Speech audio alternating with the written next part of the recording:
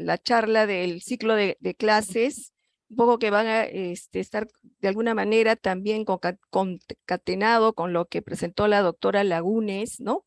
Y vamos a ver lo que es hemorragia o sangrado uterino anormal, que ahora tenemos las siglas de SUA. Y esto ha cambiado lo que antiguamente teníamos como hemorragia uterina normal o hemorragia uterina disfuncional. Ya la FIGO ha cambiado esta terminología y tenemos que irnos adecuando a esta nueva denominaciones. La siguiente, doctora, por favor. Bien, entonces yo les estoy colocando aquí lo que conocemos con el código CIE 10 y lo pongo porque ustedes jóvenes en el próximo año están haciendo el internado, de modo que dentro de las funciones que ustedes tienen es el manejar la historia clínica, hacer sus anotaciones y ir conociendo esta codificación que es internacional. Todavía les pongo el CIE 10 porque ya está, digamos, es el que estamos usando, pero muy en tiempo próximo se va a introducir el código CIE 11, que es un poco más, no más grande, pero quizás está un poquito más estructurado lo que es las codificaciones. Entonces, vamos por las codificaciones. Generalmente en el código CIE 10, todo lo que es N, la letra N está en relación a las patologías ginecológicas. De modo que vamos a ver, por ejemplo, que el L92 es el término de una menstruación excesiva, frecuente e irregular. El N92.0 es menstruación excesiva y frecuente, pero con ciclo regular. Y eso, vuelvo a repetir lo que mencionó la doctora Laguna en el sentido de que es muy importante, y solo les he estado mencionando a mi grupo de seminarios, el que hagamos bien la historia clínica, la anamnesis, fijemos bien la menarquia, el régimen catamenial, la última regla, eh, aclaremos bien sobre todo, por ejemplo, cuando preguntamos al adolescente, ¿cuándo fue la última regla? Y no solamente el adolescente, sino en mujeres ya maduras o mayores, consideran y nos dicen el último día de su periodo menstrual. Y tenemos que aclararles que la fecha de última regla se da como inicio el primer día del periodo menstrual. Eso nos va a medir, por ejemplo, el régimen catamenial de esa mujer. El N92.2, la menstruación excesiva en la pubertad, ¿no? Eso es una patología bastante frecuente. N92.3, hemorragia por ovulación, que en realidad el término de hemorragia quizás no valga considerarla, sino que puede ocurrir un pequeño sangramiento a mitad del ciclo que puede ser por la ovulación. El N92.4, una hemorragia excesiva en el periodo premenopáusico, en ese periodo en el cual la mujer empieza a tener periodos irregulares, sangrados, y que luego posteriormente va a suceder la ocurrencia de su último periodo menstrual que va a marcar el inicio y que es la menopausia y marca el inicio de la posmenopausia. N92.5, otras menstruaciones irregulares. Cuando ya no podemos definir mucho, marcamos como irregulares. N93, otras hemorragias uterinas o vaginales anormales. Y finalmente, la terminología que con frecuencia usamos en nuestros diagnósticos es N93.9, que es la hemorragia vaginal uterina anormal no especificada. ¿Por qué? Porque no está claramente, no la podemos ubicar en alguno de los aspectos que vamos a ver más adelante. Entonces, acordémonos, yo creo que les presto esa clasificación para que ustedes vayan acostumbrando a la terminología que usamos en las atenciones, en las instituciones públicas y privadas. Ya han tenido una definición, por ejemplo, como amenorrea secundaria, pero la tenemos que considerar porque está dentro de lo que es un sangrado uterino anormal, previo a que en el caso de la amenorrea secundaria va a significar la ausencia de menstruaciones regulares mayor de 3 meses en aquella mujer que tiene ciclos regulares anteriores o 6 meses con ciclos irregulares.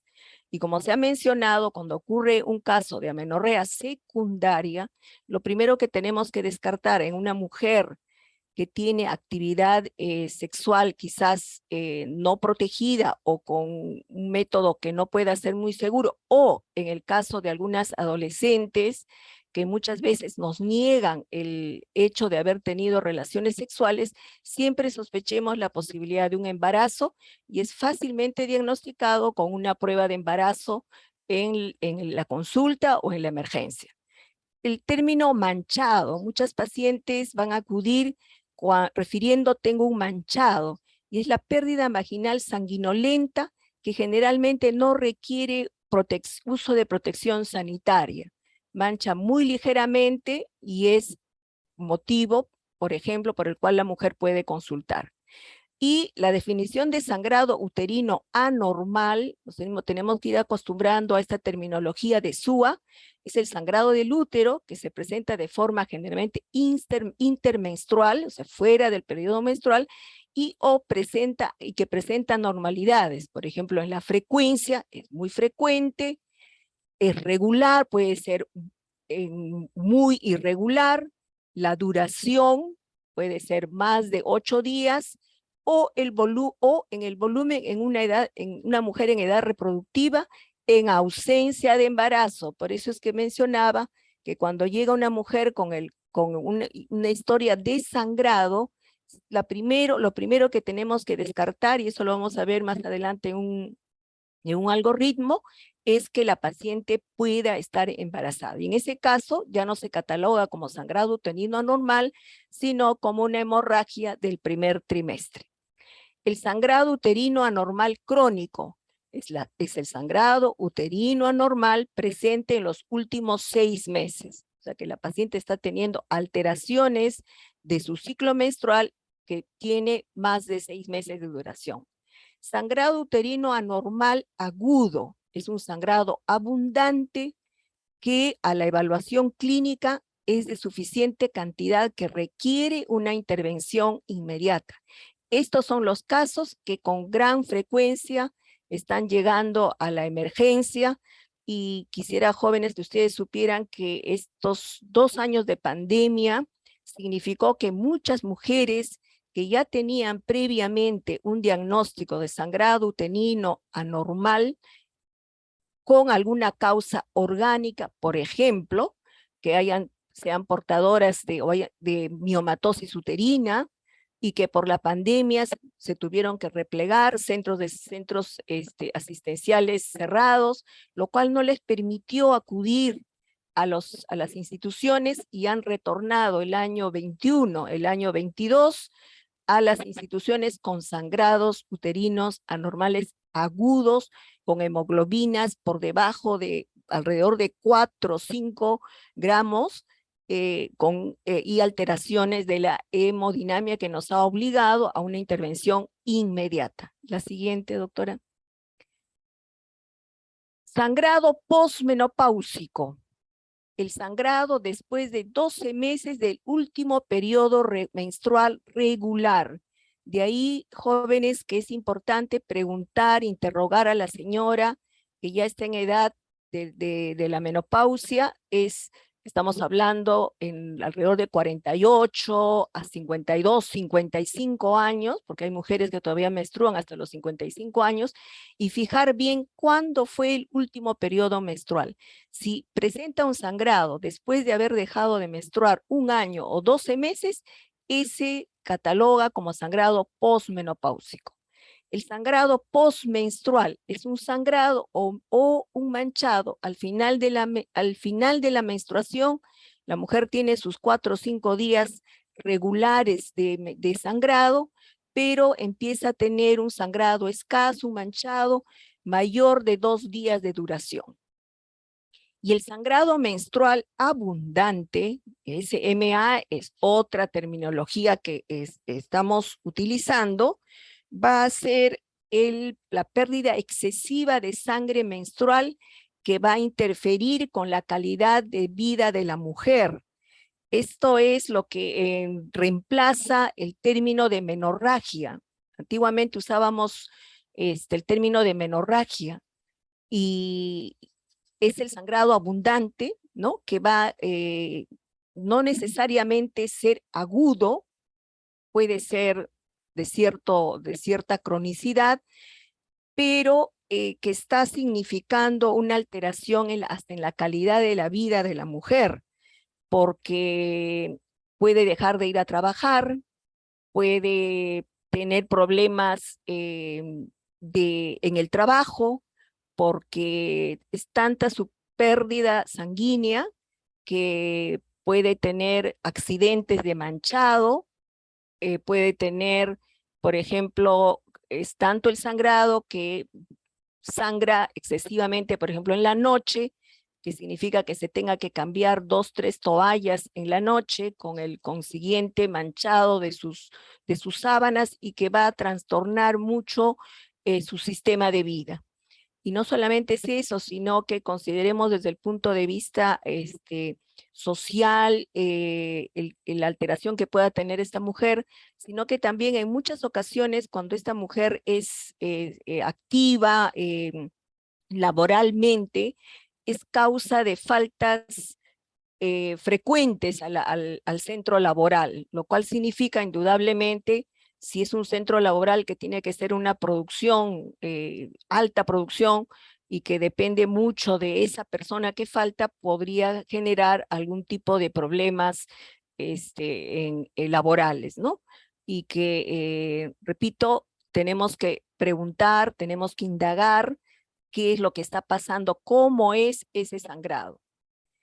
Bien, entonces vayamos a las causas. Habiendo interrogado a la paciente, vamos a ver más adelante cuando empecemos a evaluar a la joven, a la señora o a una señora que sea ya posmenopáusica, FIGO ha determinado las causas del sangrado uterino anormal. Entonces la divide en dos: estructurales y no estructurales. Y como regla mnemotécnica, aquí al costado les he puesto esta figura. El primero, dentro de las estructurales, vamos a tener los pólipos, las adenomiosis, miomatosis o leiomiomatosis, generalmente los submucosos, y la malignidad y la hiperplasia endometrial. Entonces, fácilmente como regla mnemotécnica es el PALM, de la palma. Pólipos, adenomiosis, leiomiomas que pueden ser submucosos u otros, y las malignidades entre las cuales está la hiperplasia. Y si es no estructurales, o sea que no hay una causa anatómica, podemos tener la regla mnemotécnica, es el coin, o sea, una moneda, por la terminología en inglés. Y podemos tener coagulopatía, ¿no? Que puede ser en adolescentes. Ya han mencionado el hecho de que en el periodo de la pubertad de las adolescentes tenemos alteraciones no necesariamente por coagulopatía, sino por alteraciones del inicio del ciclo menstrual, por la inmadurez del eje hipotálamo, hipofisario, ovárico. Las adolescentes pueden tener problemas de coagulopatía, de sangrados, pero no dejemos no perdamos de vista. No es frecuente en nuestro medio, pero a veces tenemos problemas de coagulopatía como la enfermedad de von Willebrand, que podrían estar condicionando sangrados abundantes en las mujeres. La disfunción ovárica, ¿no? Que en este caso, la disfunción de la ovulación, que puede estar, generalmente está relacionada a los casos de síndrome de ovario poliquístico. Endometriosis, muy frecuente en las mujeres en edad reproductiva, Hoy en día la anamnesis, el examen clínico y el avance de la tecnología para diagnosticar endometriosis nos están dando muchos más casos de cuadros de endometriosis, sobre todo, quizás el problema principal no sea el sangrado anormal, pero sí el dolor, pero no debemos de perder de vista estas posibilidades. Las iatrogénicas, está dentro de las no estructurales. En ocasiones, por ejemplo, con uso de algún tipo de medicación, en el caso, por ejemplo, de haber hecho ya algunos procedimientos legrados uterinos que quizás no tengan la indicación y estamos produciendo sangrados uterinos anormales.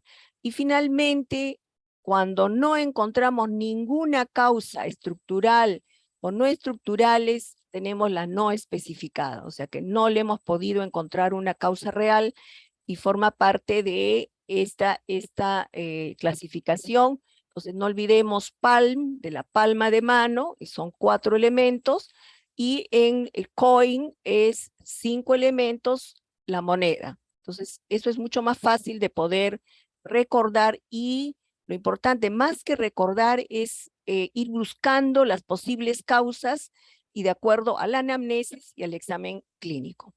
La siguiente. Bien, entonces, ¿cómo es que tenemos que hacer el diagnóstico de sangrado uterino anormal? El diagnóstico es eminentemente clínico. ¿Y en qué se basa esto? En la anamnesis y el examen clínico. Volvemos a recalcar que el examen clínico no solamente consideremos la parte genital. Tengamos en cuenta, por ejemplo, si la paciente está ingresando por una atención ambulatoria y dentro de del examen, la evaluación, es una paciente que tiene un índice de masa corporal elevado, si vemos que tiene algún estigma que pudiese hacernos sospechar, por ejemplo, algún síndrome metabólico, la posibilidad que pudiese tener signos secundarios compatibles con un síndrome ovario poliquístico. No quisiera tocarlo porque eso es motivo de otra clase. La paciente, por ejemplo, que va a la consulta, ya no quizás de ambulatoria, sino a la emergencia, que a veces que en ocasiones es subestimada hasta por el personal de ingreso, de triaje, que si la mujer dice, vengo por sangrado vaginal, muchas veces le dicen, no, eso no es una emergencia, eso es para consulta ambulatoria. Pero si esa paciente que viene refiriendo un sangrado vaginal y la vemos completamente pálida, puede estar diaforética, y la encontramos hipotensa, taquicárdica, y evidenciamos así externamente que hay sangrado en sus genitales, inmediatamente ese es un sangrado uterino anormal agudo, ¿no? Abundante, que puede estar alterando.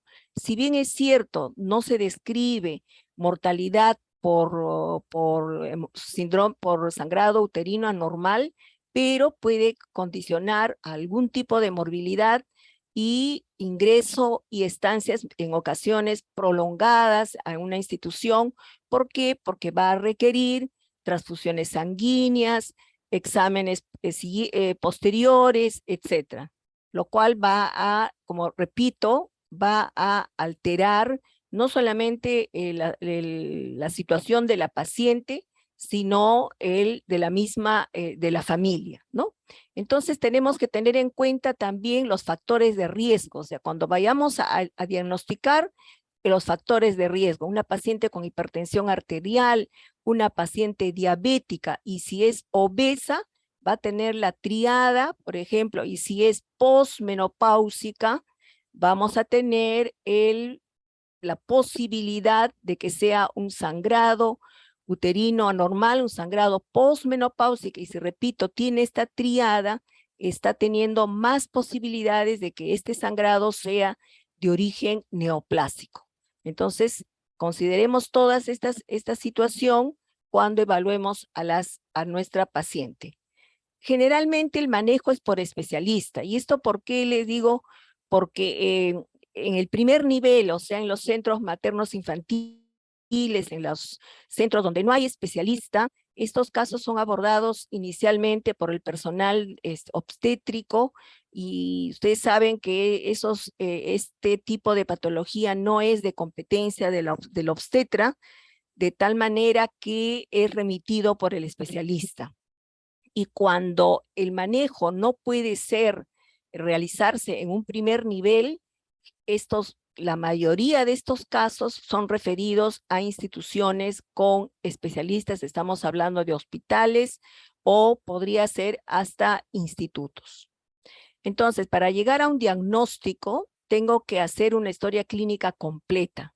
Hemos mencionado el interrogar a la joven, sobre todo a la adolescente, sobre el inicio, sobre su régimen catemenial, sobre la fecha de la última regla, sobre el antecedente de actividad sexual no protegida, o si tiene protección con algún método anticonceptivo, preguntar bien si la ingesta de sus píldoras o la aplicación del método que use ha sido la correcta, porque siempre hay que sospechar la posibilidad, repito, de que haya un embarazo.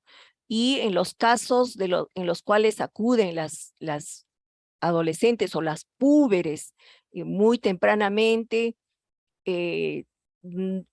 dada el alto índice de violencia que tenemos en nuestro medio, sobre todo de violencia intrafamiliar, tengamos y que interrogar con mucho cuidado, con mucha sutileza a la adolescente y a la familia para la posibilidad de que tenga haber sido abusada y que pudiese estar teniendo un sangrado por un aborto en curso, una amenaza de aborto, o como ha ocurrido en alguna ocasión en que han sido víctimas de violencia y la joven no refiere que ha sido violentada y lo que estamos teniendo es sangrados a nivel del tracto genital inferior que corresponden a desgarros y que son ocultados por el temor de la adolescente de delatar a su agresor, ¿no?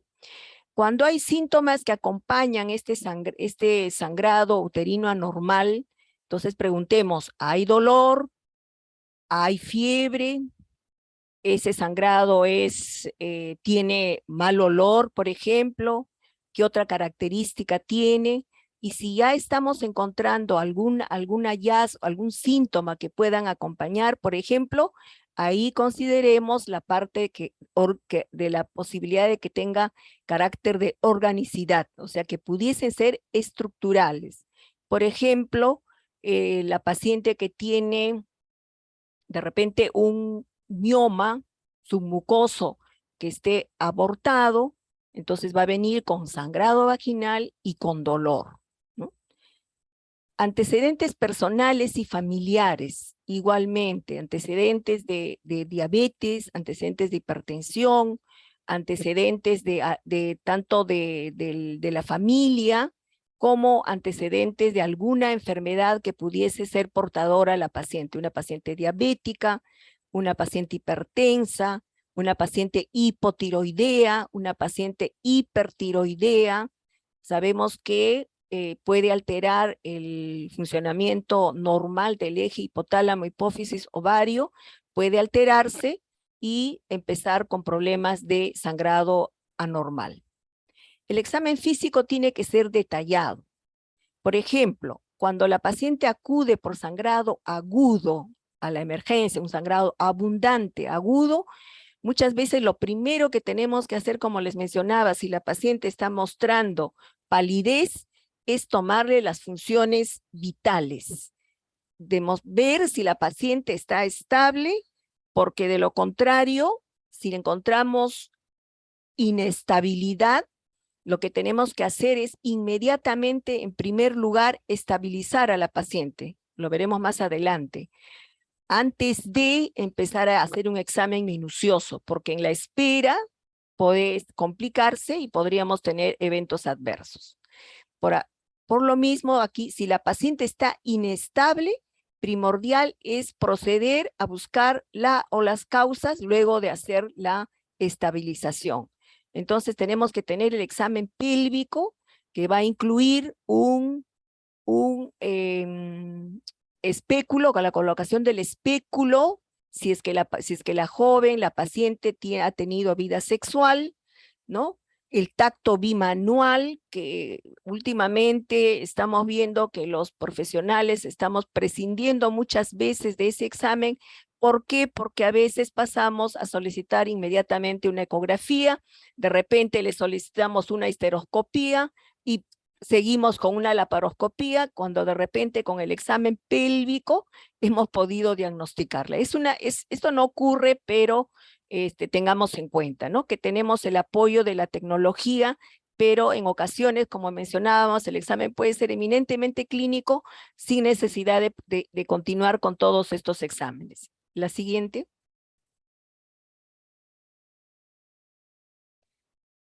Bien, entonces yo les mencionaba de que en ocasiones tenemos alteraciones del sangrado uterino anormal, sobre todo en las adolescentes. Y esto quería solamente para recordar que tenemos el ciclo ovárico, ¿no?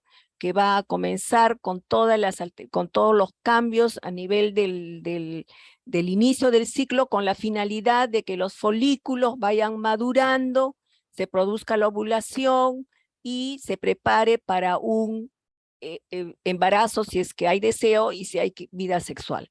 Y esto lógicamente va acompañado también de alteraciones hormonales con la generación de FSH para que se inicie la selección de los folículos, la elevación de la LH para que se produzca la ovulación. Posterior a eso se va a generar el aumento de la progesterona para prepararse para un embarazo, si es que se ocurre. Y de acá es que quería mencionarles que el ciclo menstrual comienza el día 1 y se puede ir hasta el día 28, más o menos 7 días. Y comienza con la caída del tejido que se ha preparado para un embarazo. Se produce la caída, que pueden durar 7, 8 días, y luego por acción hormonal van a empezar las glándulas endometriales a estar creciendo, a hacerse tortuosas para prepararse para el siguiente embarazo. Pero muchas veces este episodio de la caída menstrual, que debe de remover todo el tejido endometrial que está comprometido en el crecimiento, no ocurre y no llegan hasta la lámina basal, queda como, digamos, un tejido endometrial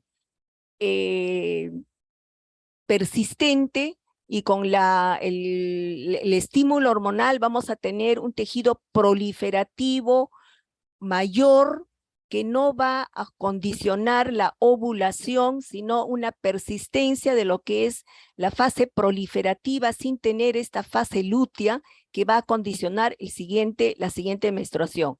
Estos casos muchas veces se ve en los episodios de los ciclos anovulatorios que pueden estar ocurriendo en las adolescentes o en los casos de síndrome de ovario poliquístico, ¿no? Entonces es la joven que tiene ese tipo de fase proliferativa prolongada y luego se produce un sangrado abundante y vuelve a tener el mismo problema, el mismo patrón, y podemos estar asumiendo que esa es la razón, y de acuerdo a eso podemos dar el tratamiento. La siguiente.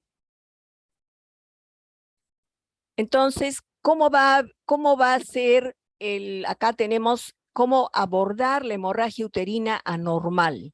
Y lo vamos a ver entre las adolescentes, ya digamos tardías, las adultas y las menopáusicas. Y las niñas, en los casos que ocurren, en casos de niñas, no estamos hablando quizás hasta púberes, pueden venir con algún tipo de examen de sangrado uterino anormal, Y en estos casos tenemos que tener cuidado porque debemos tener, uno, el consentimiento del familiar para poder abordar el manejo y la evaluación de estas pequeñas. Y para lo cual, luego de un examen clínico completo, podemos en algunas ocasiones pasar a un examen bajo anestesia y con el cual nos podemos llegar a un diagnóstico final y un tratamiento específico. Por ejemplo, jóvenes, hemos tenido ocasiones de niñas entre los 6, 8, hasta quizás 10 años, que vienen por cuadros de sangrado vaginal. Cuando haya esa patología, primero tenemos que descartar algún proceso infeccioso, la posibilidad de que tengan, por ejemplo, parasitosis, y que esas podrían estar condicionando por vecindad algún compromiso de la vagina. Pero si estamos descartando todas esas posibilidades, no nos queda más que un examen bajo anestesia. Ingresar a sala de operaciones, sedada a la niña y explorar. Hay instrumental muy pequeño y quizás podamos llegar al diagnóstico. Y yo quisiera, así como la doctora mencionó su experiencia, el caso de una niña de 8 años que tuvimos esa dificultad, no teníamos un diagnóstico y persistía con el sangrado. Ingresamos a sala de operaciones y fue el primer tumor o el que se encontró, que era una neoplasia de vagina, muy rara, y que finalmente pudimos llegar a ese diagnóstico y después de eso fue remitida al Instituto Nacional de Neoplásicas. Entonces, sí, ese no va a ser frecuente, pero podríamos tener esa posibilidad. Pero si son adolescentes o adultas, no se olviden, primero la beta-HCG. No debemos dejar de lado esa posibilidad. En ocasiones pasamos a hacer o solicitar algunos otros exámenes cuando una beta-HCG que puede ser tomada en la emergencia nos puede llegar al diagnóstico. Si es positivo, puede ser puerperal, y esto lo descartamos porque si es una hemorragia puerperal, eso corresponde a otras patologías, pero si es positivo, es por embarazo y ya tendremos sangrado del primer trimestre. Si en caso es negativo, tenemos que hacer el examen físico y ¿qué es lo que vamos a solicitar? Una ecografía transvaginal en caso la mujer o la adolescente o la adulta ha tenido vida sexual. Si no es así, una ecografía pélvica, que en ocasiones nos demora un poquito más, porque ustedes saben que para la ecografía pélvica la mujer tiene que tener la vejiga llena, ¿no? Y hay que darle a que tome, eso a veces toma tiempo. La transvaginal no es necesario ese requisito. Si el examen, si encontramos algún hallazgo positivo en la ecografía, ¿no? Entonces vamos a tener un diagnóstico uterino orgánico, que probablemente lo podamos confirmar, ¿no? Con una histerosonografía o una histeroscopía. Y finalmente llegaremos al diagnóstico y el tratamiento. Pero si el examen es negativo, de ecografía, todo es negativo, tenemos que pensar, por ejemplo, ¿no? En que puede haber alguna patología hematológica o que pueda ser endocrina y tendremos que seguir haciendo el perfil de coagulación, el perfil endocrino, ¿no? Y el tratamiento médico coadyuvante de acuerdo a la etiología. Entonces, más o menos este es el algoritmo con el cual tenemos que trabajar. Igualmente, si la paciente es posmenopáusica, ¿no? Debemos hacer este mismo procedimiento y en las de casos menopáusicas, tenemos que ahí se considera la biopsia de endometrio. La siguiente. Bien, entonces, ¿qué exámenes auxiliares nos pueden apoyar para llegar al diagnóstico definitivo? Laboratorio. siempre tenemos, sobre todo en las pacientes que llegan a la emergencia, el hemograma, que nos va a dar el hemograma completo, nos va a dar la hemoglobina, nos va a dar leucocitos, nos va a dar de repente los abastonados, si la paciente refiere que está teniendo un sangrado maloliente o que refiere fiebre, la posibilidad que pudiese haber algún tipo de infección. El grupo IRH, sobre todo esto es algo que sí o sí es en la paciente inestable, en la cual está hipotensa, etcétera, incluida ya la prueba cruzada. O sea, hagamos todo esto para no, como se dice, proceder a varios tomas, varias pinchazos a la mujer, que indudablemente, o si es una niña, causa malestar. Y el perfil de coagulación, si es que encontramos algún signo que este examen nos pudiese ayudar. La beta-HCG, una glucosa, una creatinina, de repente si es una mujer posmenopáusica con algún estigma de, o ya nos viene con el antecedente de una insuficiencia, perdón, de una diabética que ya está en insuficiencia, quizás tenga un problema de insuficiencia renal, etcétera, y que nos pudiese condicionar sangrados. De Doctora imágenes, Cajas, le ¿sí? quedan 5 minutos. Los chicos tienen examen a las 2:30. Ok, Que sí, tendría sus doctora. mismos horarios. Ya. Avanzaré entonces. La ecografía, que puede ser pélvica o transvaginal, la histerosonografía, la histeroscopía y los exámenes especializados, que ya cuando no tenemos un diagnóstico claro, que podría ser hasta la biopsia de cervix, ¿no? En casos que tengamos sospecha de cuello, endometrio, sobre todo en el sangrado posmenopáusico. Y los exámenes van a depender en ocasiones del estado de la paciente. La siguiente.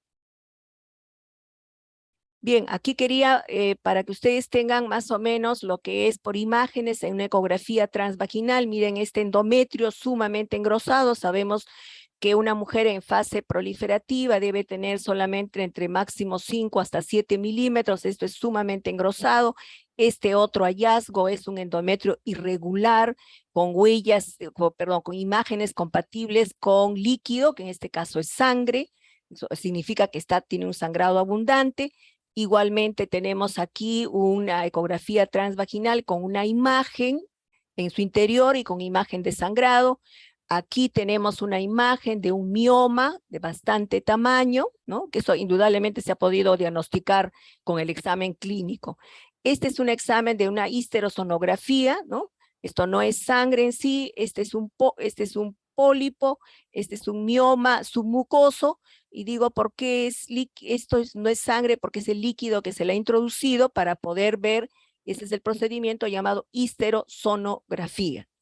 Esta es una histeroscopía en la cual se introduce el histeroscopio y nos permite ver la cavidad completamente de la cavidad uterina. Y esta es una imagen de histeroscopio de un mioma submucoso. Y esta es la imagen ecográfica de un endometrioma. La siguiente.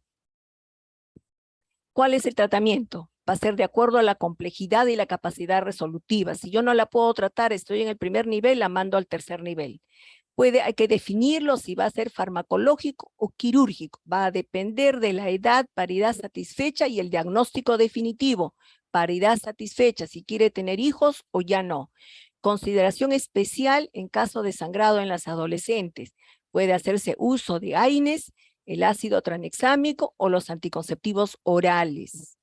En caso de sangrado abundante y con hallazgo de endometrio engrosado, puede procederse a un legrado uterino o por el aspiración manual endouterina, enviar el tejido para estudio a patología y de acuerdo al resultado se complementa el tratamiento.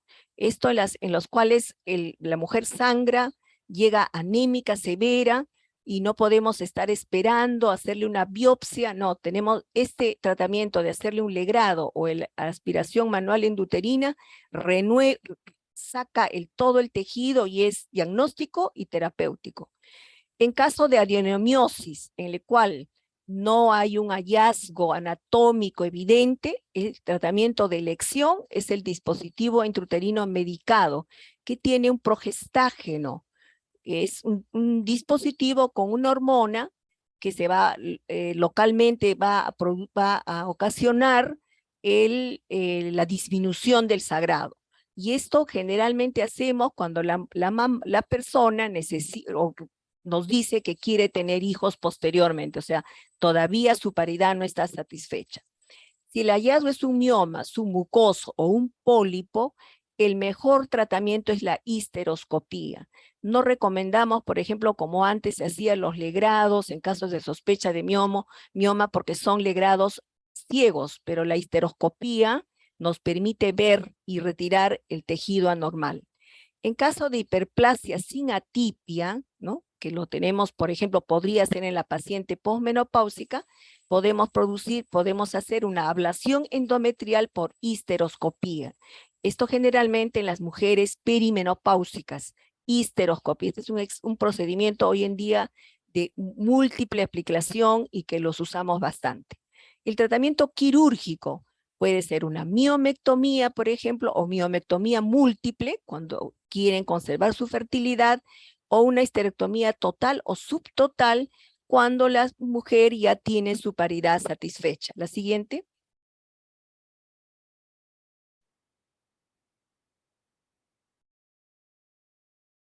La siguiente, doctora. Disculpe.